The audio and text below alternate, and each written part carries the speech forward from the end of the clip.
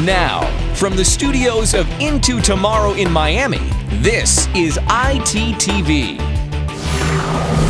Welcome back Into Tomorrow, tech fans. I'm Dave Graveline. Right off the bat, we want to congratulate the winner of our Berlin trip giveaway for IFA. We have notified them, but they haven't been ticketed yet, as we're still confirming complete eligibility, including being available for the IFA dates, valid passports, and so forth. So, if they don't completely qualify in the next 5 days, we will randomly select another winner, and it could be you. Stay tuned to our website at intotomorrow.com. Sony recently released a new line of cool digital cameras and some digital binoculars. Let's take a peek.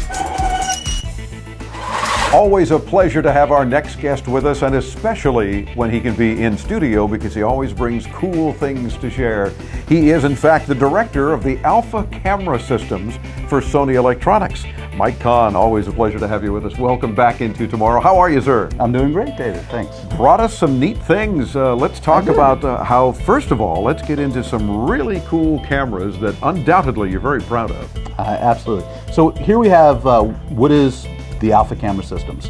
This is a traditional Alpha DSLR A77. This is the one that you guys actually use in your studio production. This is your camera. And right next door to it is the camera that I want to talk about today. This is the NEX-3N. It's kind of its little brother, sort of. Huh? It's its little brother, its little cousin. Now, interestingly enough, both these cameras are Alpha camera systems. They are a little bit different. Certainly, size is the same. But interestingly enough, both cameras are APS-C size sensors. And I'll show you in a minute what I mean there. Both of them have the similar performance, almost identical performance, in fact. Same lenses, 16 to 50 lens here, 16 to 50 lens here. Let's talk about the sensor. The sensor is really the heart of the digital camera. So I'm going to take this lens off. This is the heart of what an interchangeable lens camera is.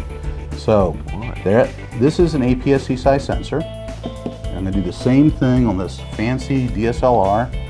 When you go in and do a quick zoom close-up, look inside that APS-C size sensor inside the A77.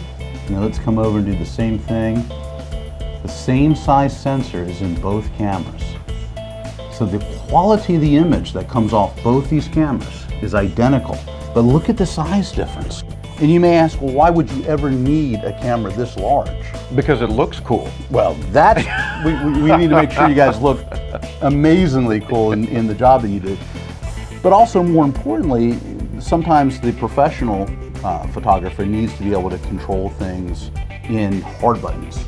So shutter control, aperture control. You can do the same control through the back of the camera. Gotcha. So it's a lot more software oriented for other controls than this camera, where again you spin it around. You see we've got all kinds of controls here, all sorts of features. Of course, the screen will pop out as well, and you can angle that. But then, of course, the NEX will as well. Correct. In fact, I'll show you a couple of tricks with this one. We'll set that guy aside, and I'll set him back for you in just a second. Notice that when I turn the camera on, the lens pops up. So one of the fun things you can do here, this is very similar to what we do on video cameras. You can actually control the zoom lens through a little switch here. So that's very convenient. People are used to that on camcorders, used to that on point and shoot cameras. If you prefer more of an SLR feel, you can actually reach up and dial it with the camera here. You can actually do it on the lens as well. Or I could set it totally manual. If I don't want to do it, I can do it manually. And what are we talking about price-wise between these Alpha models, for example, to give our audience an idea? This camera with that lens is $1,700–1,800. Yeah. This camera is under $500. Nice. And for the same quality pictures. Same quality picture. Cool. Amazing difference. I did show one thing I wanted to demonstrate. Why would you need to flip around the lens? Well, one of the fun things to do is to take pictures of yourself. Yes. Now we can both get in the shot. We can take pictures. We can post it on Facebook. There we go. Both in the shot. There is built-in flash as well. Has 16 different filters that allow you to do artistic effects. For example, you can do black and white photos where you have just one color showing. For example, ladies love it when just red shows their lipstick or their red shoes. So you can set that on the screen on the NEX and say, just show the red or just show the yellows or whatever. Correct. Sweet. digital binoculars. This is something different that we haven't had an opportunity to play with lately. Let's talk about these babies. These are great. These are 25-to-1 digital binoculars. They're phenomenal, very lightweight. Not only do they record and allow you to see in 2D, just like regular binoculars, you can actually do it in 3D. Wow, you can that's record amazing. high definition video. You can take 20 megapixel still images. They actually have a low light gain that will allow you to see things that you can't even see in the dark with your eyesight. Now granted, they are on the higher end of technology, but you know, Star Wars technology is pretty amazing that consumers can go out and buy this. So how high end are these digital binoculars? So these guys run about $2,000 right now. Oh, here, hold on to them, Mike. I don't have that in my account at the moment. $2,000. What else can we do with this? I mean, first of all, the ability to look at things in 3D, you think, well, that's kind of life in general. Our eyes can do that. Well, not through a regular set of binoculars. That's right. Whenever you're looking that telephoto, it tends to flatten the field of view. Right. So the nice thing here is the researchers at Sony were able to develop that 3D technology and then put it into a telescopic view. Then if you've ever used any large lenses, you know, the longer you go, the smaller your angle of view, the more shake you get. They put a stabilizer on it. So all this amazing technology, this is science fiction. Yeah, it This is. stuff- It is Star Wars. This is Star Wars that you can buy today at your store, your electronics store. You can go out there and you can have this.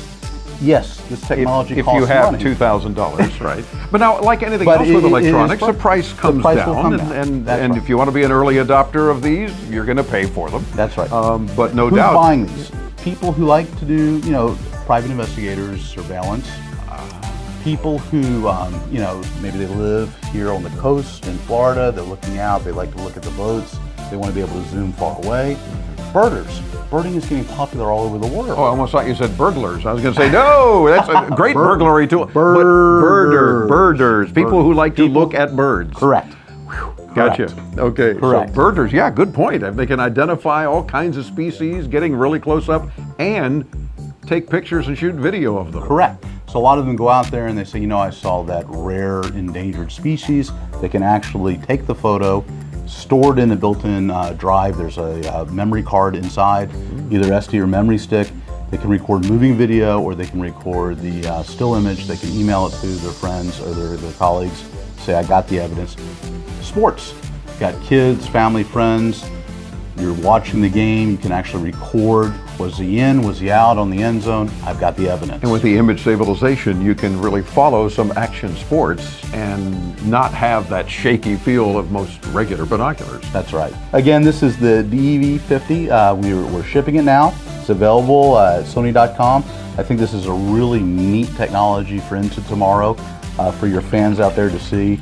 Really showing how Sony's kind of bending the technology, bringing tomorrow really into today. Yeah, very true. And Mike, in addition to Sony.com, got another cool website to share with our audience. That's right. If you want to know more about digital photography and how to take great pictures, takegreatpictures.com. It's really great. It's from the PMDA, the Photo Manufacturers and Distributors website. TakeGreatPictures.com really allowed consumers to learn all about how to take a better photo, and that's from many different manufacturers, really interested in just getting people to understand how to take a better photo. Well, as I hold them very carefully, I'm going to look into tomorrow. Thanks for joining us, Mike. Thank you so much, Dave. Love it. Very cool. Have you participated on our radio program yet? Did you know that you can win several fabulous prizes when you do join us? Call us anytime, 24/7. You can ask us any tech-related question. Maybe you have a tip for our audience, help for other listeners. Maybe you've had a bad technology experience and want to share a little tech rage with us. Either way, call us at 1-800-899-INTO. That's 1-800-899-4686 anytime. Or listen and participate using our free Into Tomorrow apps, available for a plethora of mobile devices. It's time to head back to some of yesterday's tech milestones. Here's Chris with This Week in Tech History. This week in 1877, Thomas Edison finished figuring out his first phonograph. 3 months later, he demonstrated it in public for the first time. In 1896 this week, Harvey Hubble of Bridgeport, Connecticut received a patent for the pull chain electric light socket. Pull the chain and the light goes on. Pull it again and the light goes off, and so forth. And this week in 1981, IBM, or International Business Machines, introduced the Model 5150 PC. The IBM PC ran on the Intel 8088 microprocessor at 4.77 megahertz. It had 16 kilobytes of memory, expandable to 256, no built-in clock, no built-in serial or parallel ports, and no built-in video capability. It was available, however, with an optional color monitor. Prices started at around $1,500. That's our look back at This Week in Tech History, brought to you by IFA Berlin, the global innovation show for consumer electronics and home appliances. Get more info at ifa-berlin.com. If you don't already subscribe to our free once-a-week tech newsletter, what are you waiting for? Stop by our site at intotomorrow.com and enter your email address in the red box. When you get the email asking if you're sure, accept it by clicking the link and we'll bring you tons of useful information every week. Make sure you get social with us. Stop by our Facebook page at fb.com/intotomorrow. It only takes a second to hit that like button, and we love it. Also, follow our official Twitter feed at IT Radio Show. We love it when you get social with us, and we often send out special prizes to our social media friends. Well, that'll do it for this episode of ITTV. I'm Dave Graveline. Stay tuned for more Into Tomorrow on the radio and at intotomorrow.com, and of course, right here. We'll see you next week.